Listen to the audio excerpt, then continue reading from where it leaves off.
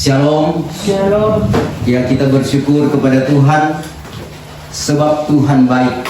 Ya, kebaikan Tuhan tentunya kita alami dan terus kita rasakan di dalam hidup kita. Betapa pahitnya pergumulan kita, tetapi Tuhan baik di dalam kehidupan kita, sehingga Dia bisa memperkenankan kita untuk datang beribadah kepadanya. Saat ini kita akan baca firman Tuhan. Saya akan ambil di dalam kitab Mazmur Daud pasal yang ke-20 ayat 8 dan ayat yang ke-9. Kita menghormati firman Tuhan. Mazmur 20 ayat 8 dan ayat 9 dalam terjemahan lama saya bacakan demikian.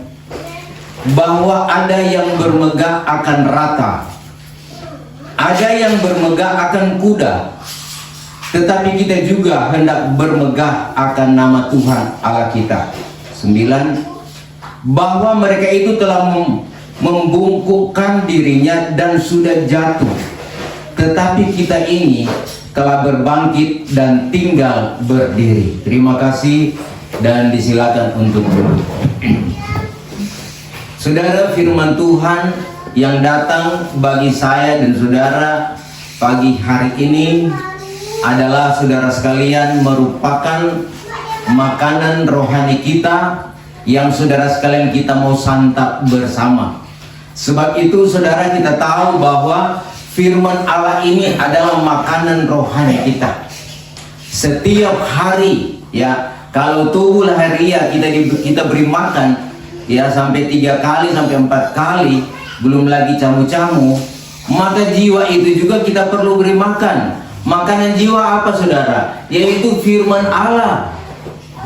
Nah, firman Allah yang kita dengar ini adalah makanan bagi jiwa kita. Kalau jiwa kita dikenyangkan, saudara, maka kita akan sehat juga jiwa kita.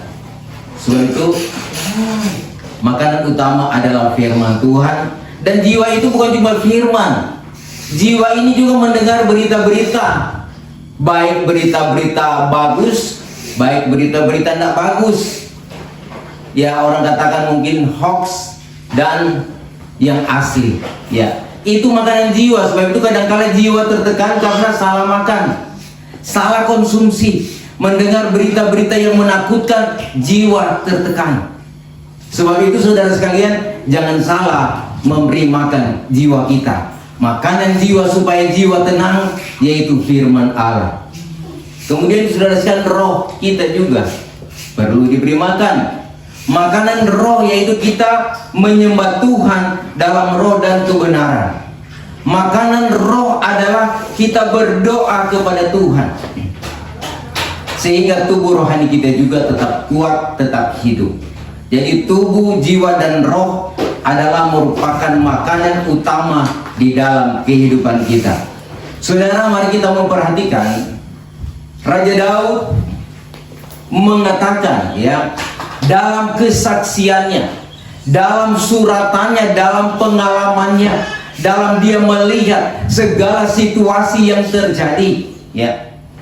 Dia seorang raja, dia tahu, dia mengenal rakyatnya, dia mengenal orang-orang yang ada di sekitarnya. Bahkan dia bisa memantau kehidupan manusia. Sebab Daud ini bukan hanya saja sebagai raja, tetapi dia adalah seorang yang dipakai oleh Tuhan, ya. Di samping memimpin orang pilihan Tuhan, dia juga mengajarkan firman Tuhan, ya.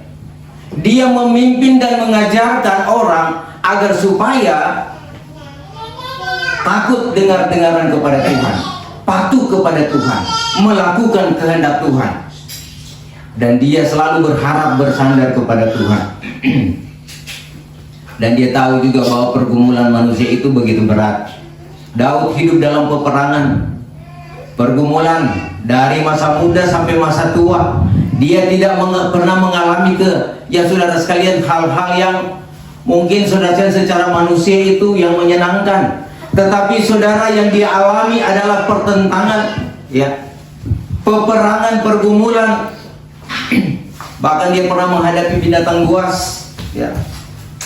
Dia menghadapi, saudara sekalian, kehidupan manusia yang rusak, ya. Bahkan dia akan dibunuh oleh Raja Saul. Dia menghindar, dan berbagai-bagai kesukaran yang dialami dalam pengalaman seorang Raja Daud.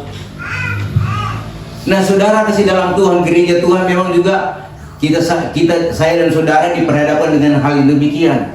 Tidak ada ketenangan, kenyamanan di dalam dunia ini selain hanya di dalam nama Tuhan Yesus Kristus. Kalau orang dalam perlindungan Tuhan, maka amanlah kita. Dalam perlindungan Tuhan artinya, saudara, kita hidup bersama-sama dengan Tuhan. Dia gembala dan kita ini domba-domba. Artinya dia memberi makan setiap saat, setiap waktu di saat kita lapar. Dia memberi minum kepada air yang tenang. Bahkan dia memberkati kita. Dia menyertai kita dimanapun kita berada. Dan kita dikatakan tidak berkekurangan. Saudara kasih dalam Tuhan, di dalam kehidupan gereja Tuhan, saya dan saudara di akhir zaman ini, tentunya kita diperhadapkan dengan pergumulan, permasalahan, yaitu saudara sekalian tentang kebutuhan kebutuhan jasmani dan kebutuhan rohani. Mana yang kita mau utamakan, mana yang kita mau pilih? Karena pada dasarnya manusia itu ini daging, ya, daging masih tebal, ya. Sehingga yang dipikirkan adalah perkara-perkara daging. Perkara daging itu adalah perkara-perkara duniawi, hal-hal duniawi, ya. Dikatakan oleh firman Tuhan, hal-hal duniawi itu, saudara sekalian, tidak berkenan kepada Tuhan kalau kita hanya fokus di situ. Itu memang kebutuhan kita. Sebab itu dikatakan oleh Rasul Paulus, ya. Coba minta baca dalam Roma pasal yang ke-12 ayat yang kedua.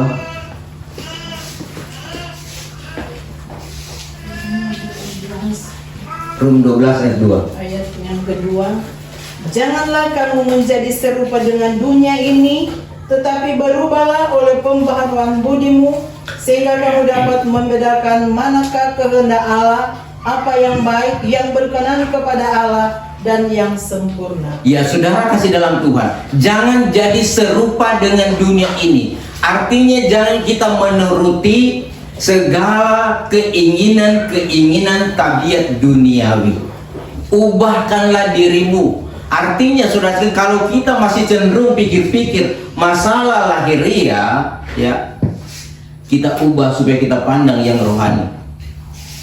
Karena 1 Yohanes 2, 16 dan 17, ya, semua yang ada dalam dunia ini, yaitu keinginan mata, keinginan tubuh, dan hidup dengan jumawa atau keangkuhan yang ada dalam dunia ini, saudara.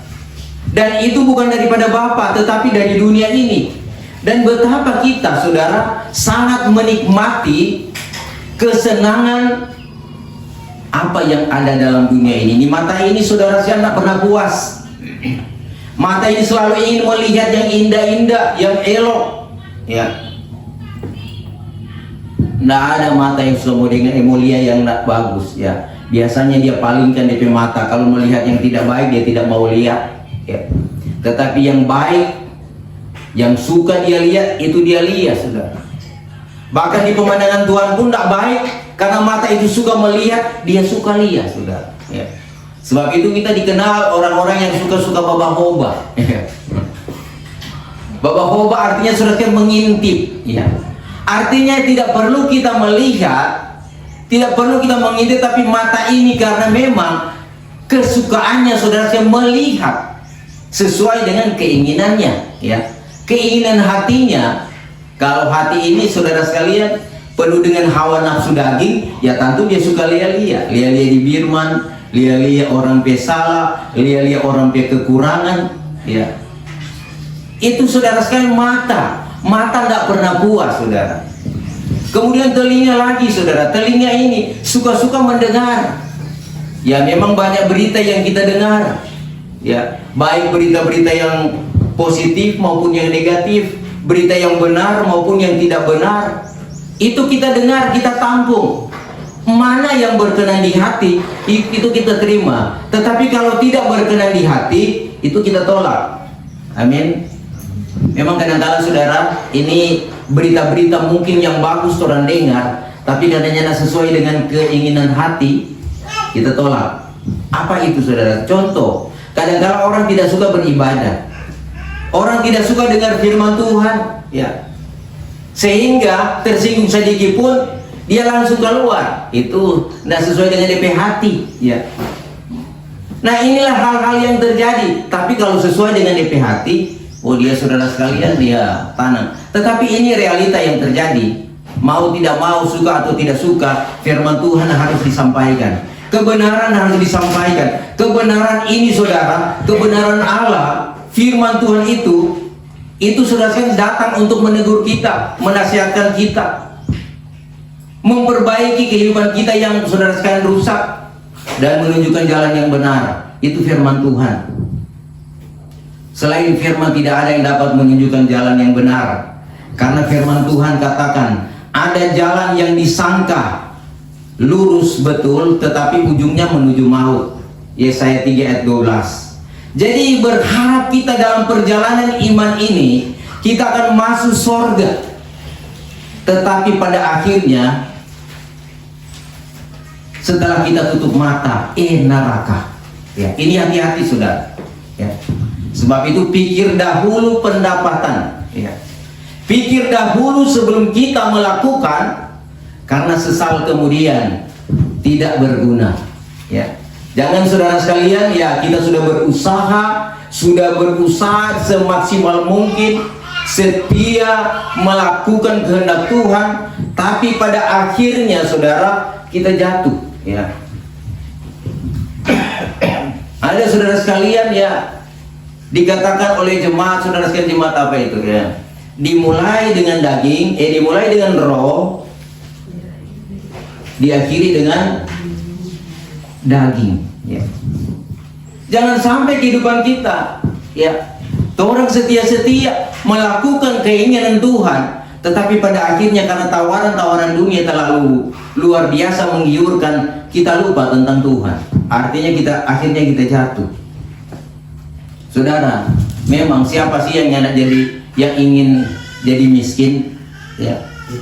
Nah, ada orang yang ingin jadi miskin. Ya. Semua orang saudara mengharapkan dia mendapatkan kekayaan, mendapat berkat, kesehatan, bahkan keluarga yang harmonis. Itu keinginan-keinginan kita saudara. Tetapi saudara kasih dalam Tuhan, pilihan-pilihan ini tentunya tergantung dari kehidupan kita. Ayat pokok saudara sekalian, ya, dikatakan saudara sekalian, ada yang bermegah karena rata. Ya, artinya dia bangga dengan rata. Apa itu rata? Ya, kalau dalam terjemahan baru, kereta. Ada yang bermegah karena kereta. Itu adalah berbicara tentang kekayaan duniawi. Ya. Kekayaan dunia ini menjadi kebanggaan daripada sebagian orang. Orang bangga kalau diberkati. Kita pun kalau diberkati senang. Amin. Ya. Kita senang kalau diberkati. Tapi kalau kita miskin, kita tidak diberkati, ya jadi susah. Ya. Tetapi maksud firman Tuhan, jangan kita berlebihan. Jangan sampai kita sudah diberkati secara lahiriah, finansial kebutuhan kita terpenuhi, kita lupa Tuhan. Itu yang tanda awas bagi kita, jangan sampai kita jatuh. Ya. Jadi kalau kita sudah diberkati, kita syukuri, itu dari Tuhan. Ya. Namun ada juga berkat-berkat yang bukan dari Tuhan, yang didapat secara tidak baik. Ya. Misalnya mencuri, mengambil milik orang, bukan haknya dia ambil, itu bukan dari Tuhan, tapi dari iblis. Iblis juga bisa memberkati kita, ya, untuk memberikan kita juga, ya, kesenangan. Tetapi saudara sekalian, kalau Tuhan memberi, ya, Dia memberi saudara sekalian sesuai dengan kebutuhan rohani kita. Jasmani kita juga Tuhan tahu. Tuhan bukan Tuhan lupa soal jasmani. Tuhan tahu kebutuhan kita. Sebab itu dikatakan oleh Tuhan Yesus dalam khotbahnya di atas bukit dalam Matius pasal yang ke-6, ya, jangan kamu khawatir akan hidupmu, apa yang kamu makan, kamu minum, kamu pakai. Tetapi itu saudara sekalian, yang lebih penting adalah tubuhmu, ya. Kehidupanmu yang baik, yang berkenan kepada Tuhan. Tetapi kadang-kala kita memikirkan hal-hal yang di luar kehendak Tuhan, sehingga kita mengalami kekecewaan, kekhawatiran dalam hidup, ya. Nah saudara kasih dalam Tuhan, berbicara tentang kekayaan, orang sekarang saudara sekalian lebih takut jadi miskin daripada takut mau tinggal, daripada mau bertahan kepada Tuhan. Kadang-kala tinggalkan Tuhan karena takut jadi miskin, ya. Saudara, orang yang tidak beriman, orang seperti itu. Nah oleh sebab itu firman Tuhan mengajarkan ada yang bermegah karena kekayaan, ya. Karena dengan kekayaan dia bisa mengatur, ya. Contohnya kalau dia banyak uang, saudara sekalian, dia bisa mengatur, dia bisa bayar. Sehingga saudara sekalian, kita melihat juga penegakan hukum terjadi kepincangan. Apa sebab? Karena dibayar, disogok, ya. Yang benar disalahkan, yang salah dibenarkan karena kekayaan. Dia bisa atur, saudara sekalian, ya. Apalagi tatkala kita mau melamar pekerjaan, ya. Kalau tidak dibayar tidak akan lulus, biar pandai lagi, biar nilai lagi tinggi, biar nilai 90, biar 100 lagi. Zaman sekarang kalau tidak ada uang itu sangat sulit untuk lulus, ya. Hanya dengan pertolongan Tuhan kalau dia beriman, ya. Nah saudara dalam Tuhan, banyak orang terpengaruh dengan hal demikian sehingga tidak dapat berbuat apa-apa, saudara. Tetapi saudara sekalian, pada akhirnya dikatakan mereka akan jatuh. Orang yang hanya berharap pada kekayaan, saudara, pasti akan jatuh. Kemudian saudara sekalian, dikatakan ada yang bermegah karena kuda. Kuda itu adalah lambang kekuatan, ya. Kekuatan yang bergerak. Sebab itu mesin-mesin ya diukur dengan tenaga kuda, PK. Kekuatan, saudara sekalian, orang mengandalkan karena kekuatan. Apa itu kekuatan? Power, kekuasaan. Itu biasanya terjadi kepada pemimpin-pemimpin, ya. Kepala-kepala, ya. Namanya dia kepala, dia berkuasa. Dia bisa mengatur segala sesuatu menurut kepikirannya, menurut hatinya. Meskipun itu keliru atau masih salah, saudara. Namanya pemimpin, dia berkuasa. Dia hanya bisa memerintahkan, ya. Anak buahnya pergi, dia akan pergi. Datang, maka dia akan datang. Kerjakan ini, dia akan kerjakan. Saudara, hal ini terjadi dalam kehidupan kita. Kadang-kala kita dalam dinas, saudara, mengalami hal yang demikian. Saya juga, saudara, pernah di perusahaan, ya. Saya hamba Tuhan, tapi karena terikat dengan dinas, mau tidak mau dinas itu lebih diutamakan. Ya, kadang-kala ada ibadah, tapi karena ada gangguan listrik, ya terpaksa harus kerjakan. Kadang-kala itu tahun baru, kadang-kala hari Natal, hari besar kita, ada di atas gunung, sedang mengerjakan pekerjaan dengan tim, tidak dapat beribadah. Itu yang terjadi, saudara sekalian. Artinya di sini kita lebih takut kepada pemimpin kita, karena di situ, di perusahaan itu kita mendapat gaji, kita dibayar, saudara. Memang ya mungkin kita tidak akan mendapatkan orang yang dapat tugas demikian untuk tinggalkan tugas cuma karena mau ibadah. Kita mungkin tidak akan mendapatkan hal demikian, ya. Karena saudara sekalian, dalam tugas pekerjaan di perusahaan dia dibayar, ya, kecuali mungkin dia alasan-alasan dalam keadaan lemah atau sakit, ya. Tetapi saudara sekalian, semua Tuhan yang tahu, ya. Nah oleh sebab itu, kalau kita saudara tetap mengandalkan, saudara sekalian, kekuatan kita, kekuatan manusia, pertolongan manusia itu terbatas, sangat terbatas, saudara sekalian. Kalau soal keselamatan, para pimpinan tidak bisa menyelamatkan kita. Tatkala terjadi bencana banjir, minta tolong coba Bapak Camat, minta tolong Pak Bupati. Apa Bupati mau tolong? Bupati bilang sedangkan kita setengah mati ini, semua tenggelam, semua binasa, kita harta benda soalnya, apalagi mau tolong bagaimana? Nah ini kadang-kala saudara sekalian, kendala-kendala. Tetapi anehnya kita tetap patuh, saudara, dan semuanya akan jatuh. Saudara, di sini juga saudara sekalian dikatakan bahwa mereka telah ya. Tetapi kita juga hendak bermegah akan nama Tuhan Allah kita, ya. Ada yang bermegah akan Tuhan Allah. Nah, orang yang bermegah karena Tuhan, artinya dalam kehidupannya yang dia megahkan, yang dia agungkan adalah Tuhan. Tuhan itu adalah firman. Firman itu, saudara sekalian, yang memberikan jawaban dalam setiap pergumulannya. Saudara kasih dalam Tuhan, orang yang berharap kepada Tuhan, yang mencari hadirat Tuhan, tidak akan pernah kekurangan satu apapun. Kitab Nabi Yesaya, saudara sekalian, katakan, orang yang mencari Tuhan, orang yang berharap kepada Tuhan, meskipun dia jatuh, dia akan bangkit kembali. Karena pertolongan Tuhan begitu nyata dan begitu mulia. Dan dikatakan, saudara kasih dalam Tuhan, ya, bahwa mereka itu telah membungkukkan dirinya dan jatuh, tetapi kita ini telah berbangkit dan tinggal berdiri. Orang yang berharap kepada Tuhan tetap berdiri tegak meskipun menghadapi kesulitan dalam hidup, karena pertolongan Tuhan itu iya dan amin. Saudara, mari kita belajar, saudara sekalian, dengan pilihan yang dialami atau saudara sekalian yang dilakukan oleh Nabi Musa, ya. Di dalam Ibrani pasal yang ke-11 kita baca ayat 24 mulai. Ayat yang 24. Karena iman, maka Musa setelah dewasa menolak disebut anak putri Firaun,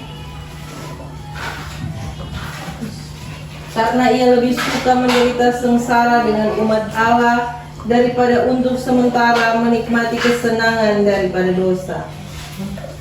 Terus Ayat 26, ia menganggap penghinaan karena Kristus sebagai kekayaan yang lebih besar daripada semua harta Mesir, sebab pandangannya ia arahkan kepada upah. ayat 27. Karena iman, maka ia telah meninggalkan Mesir dengan tidak takut akan murka raja.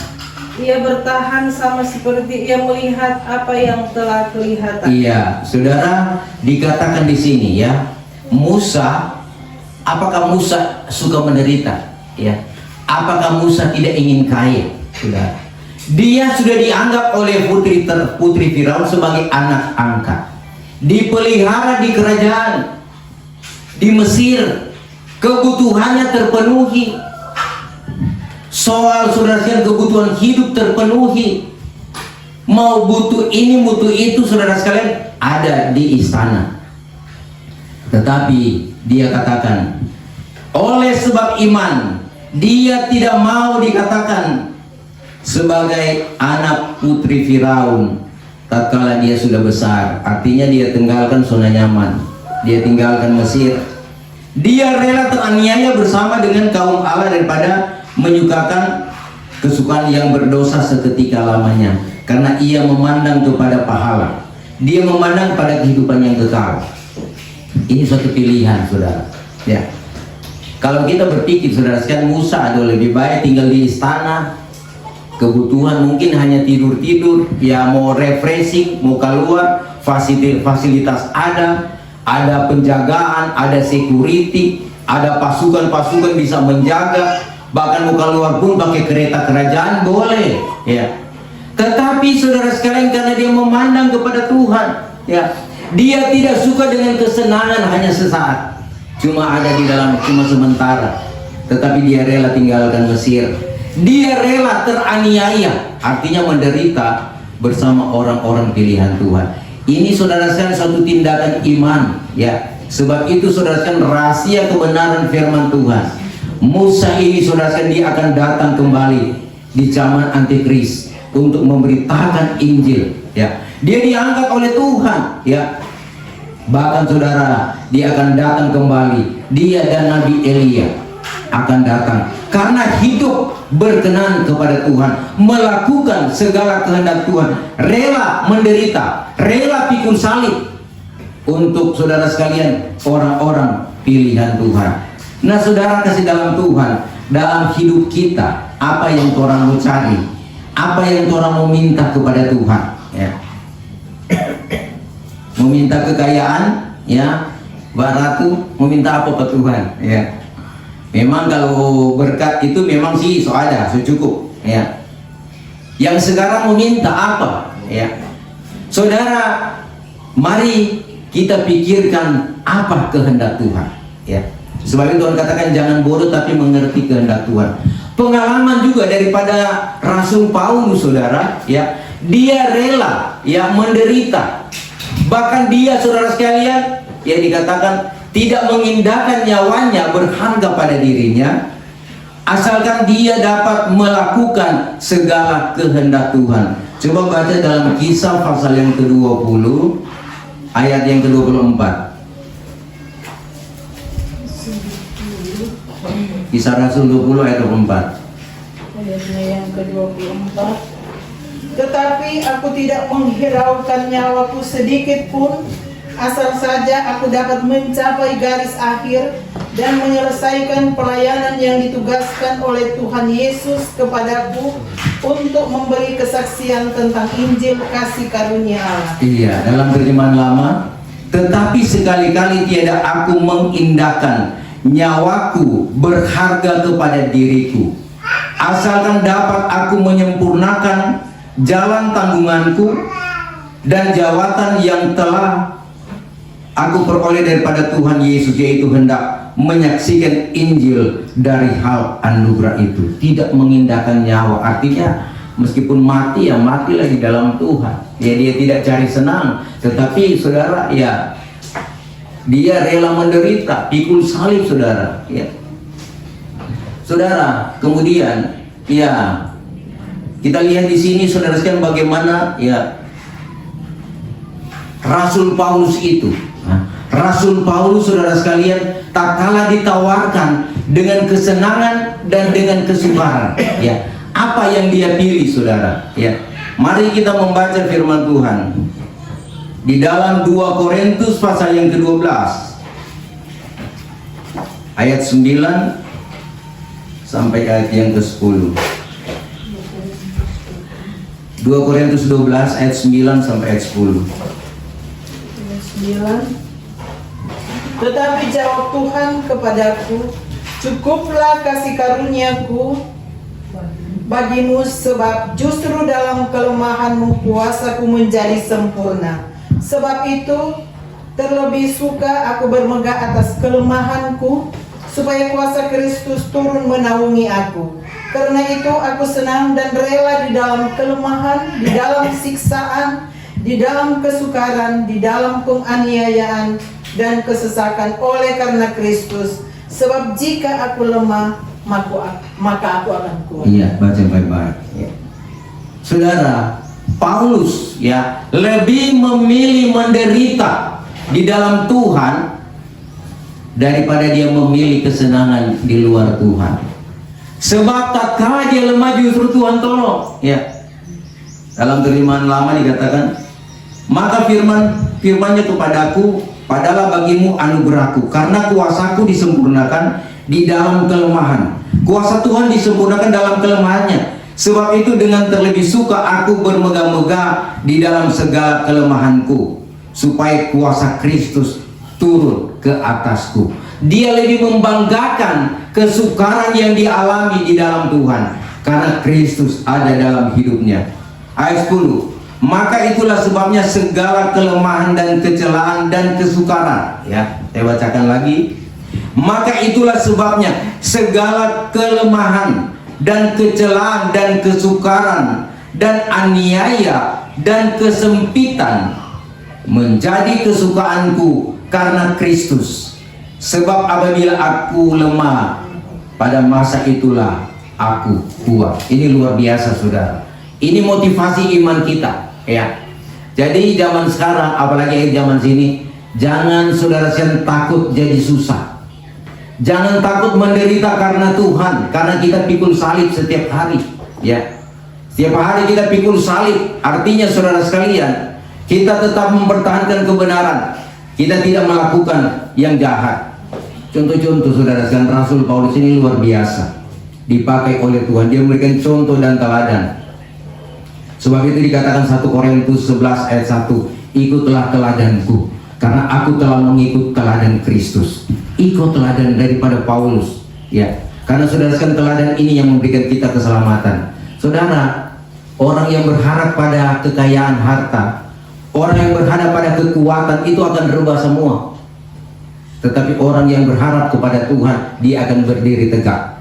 Bahkan saudara sekalian, dia akan beroleh kemenangan. Karena dengan Tuhan, dia akan disertai Tuhan masuk Yerusalem baru, keselamatan yang kekal, yaitu sorga. Pilihan ada pada kita, pilihan ada pada jemaat. Sebab itu jangan malas-malas datang kepada Tuhan, ya. Jangan baku-baku hitung dengan Tuhan, ya. Jangan banyak alasan kalau mau ibadah. Sungguh-sungguhlah datang kepada Tuhan, karena gembala tidak akan pernah melihat atau saudara kasih nilai. Ya, datang lebih dulu, datang terlambat, gembala terbatas. Tetapi Tuhan melihat sampai di hati. Hati itu pun tatkala coba beribadah, kadang-kala Tuhan lihat sungguh-sungguh atau enggak, ya. Atau setengah-setengah hati kita ibadah, kita dengar firman Tuhan atau tidak, ya. Nah, ini yang Tuhan lihat. Sebab itu saudara sekalian, Tuhan yang menilai, Tuhan yang melihat. Tatkala Tuhan melihat kita sudah melakukan yang terbaik, dengan firman melakukannya dan mengerti, taruh dalam hati, berdoa kepada Tuhan, mampukan saya Tuhan untuk melakukan firman-Mu ini. Saya rela menderita, yang penting sorga. Orang sekarang saudara sekalian senang-senang, tidak tahu sedang menuju ke neraka yang kekal. Kita ini saudara sekalian, ia dibentuk oleh Tuhan bagaikan orang kaya dan Lazarus dalam Lukas pasal yang ke-16, ya. Orang kaya dan Lazarus, ya, semua mati, tetapi pada akhirnya apa yang terjadi? Orang kaya itu di pangkuan apa? Lazarus itu di pangkuan Ibrahim. Orang kaya itu di neraka, menderita, saudara, ya. Orang kaya bilang, Bapak Ibrahim, kita sudah siksa di sini, menderita ini, so kering ini, kerongkongan, tidak ada air, cuma ada api. Suruhlah Lazarus itu datang memberikan, celupkan tangannya yang kotor itu untuk membasahi lidah saya. Tapi Bapak Ibrahim bilang, tidak bisa lagi, ya. Mungkin kata-kata sayang, sudah tidak bisa, kasihan, ya. Kemudian orang kaya bilang begini, Bapak Ibrahim, kalau begitu kita masih punya saudara yang masih ada di bumi, belum meninggal. Kasih tahu akan kepada orang, atau mungkin kita bisa ke sana, kong kasih tahu supaya kamu bertobat, jangan masuk neraka. Kong Bapak Ibrahim bilang, tidak bisa lagi. Kalau mereka mau percaya, di sana ada hamba-hamba Tuhan, di sana ada Injil. Biar orang mati bangkit daripada mati, kemudian mau bicara pada orang, kalau orang tidak percaya, tetap tidak percaya. Itu yang terjadi, saudara. Sebab itu, ya, saat ini saudara sekalian, waktunya kita siapkan diri, siapkan hati, percaya kepada Tuhan, lakukan firman Tuhan. Sorga itu harus menjadi harga mati bagi saya dan saudara. Inilah kebenaran firman Tuhan bagi kita, dan Tuhan memberkati kita semua. Kita bersiapkan untuk menyembah Tuhan dalam roh